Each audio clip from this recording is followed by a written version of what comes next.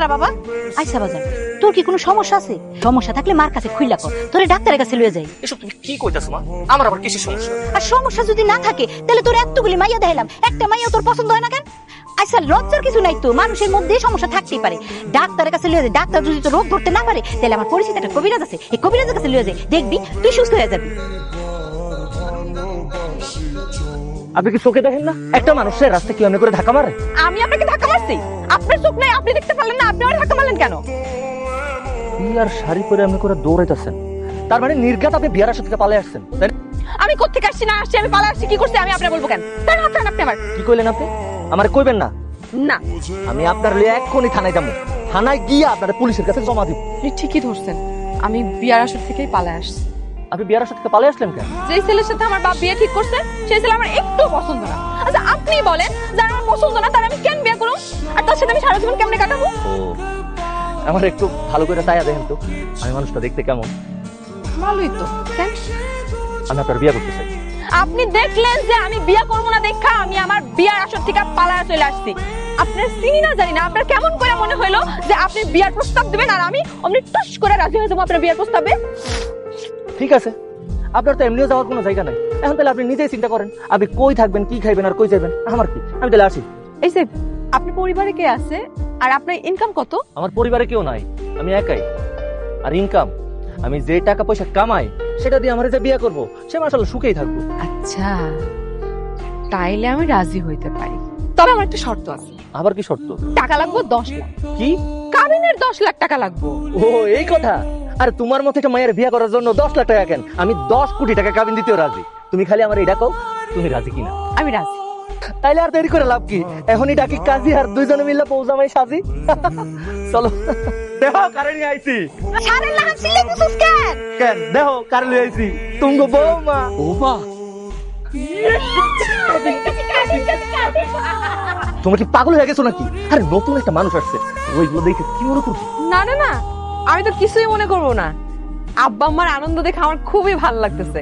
আমার কাছে মনে হইতেছে আপনারা আপনাকে পোলার বিয়া নিয়ে খুব চিন্তিত ছিলেন, তাই না? আরে না না, তুমি যেটা মনে করতেছো ওরকম কিছু না।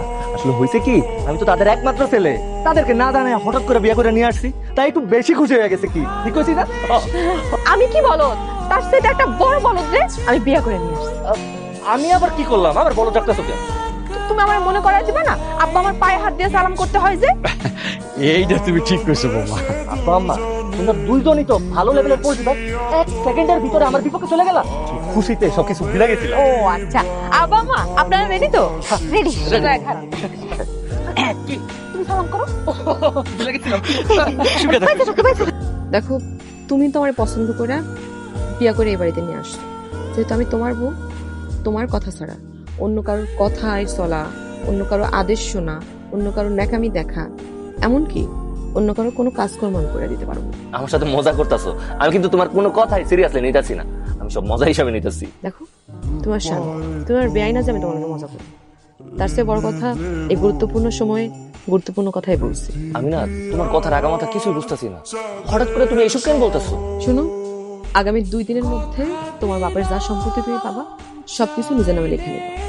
আমরা আমাকে ভবিষ্যৎ প্ল্যান। এই দুনিয়াতে আমার মা বাপ আমার সবচেয়ে কাছে, আমার কারণে আমার মা বাপ চুল পরিমাণ কষ্ট পাইবো, এটা আমি জীবনেও হইতে দিব না।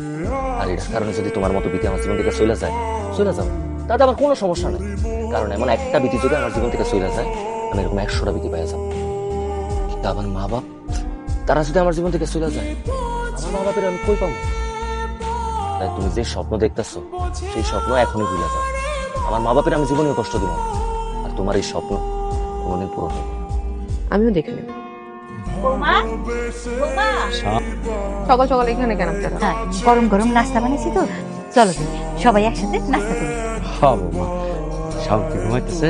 ঘুমাইতেছে।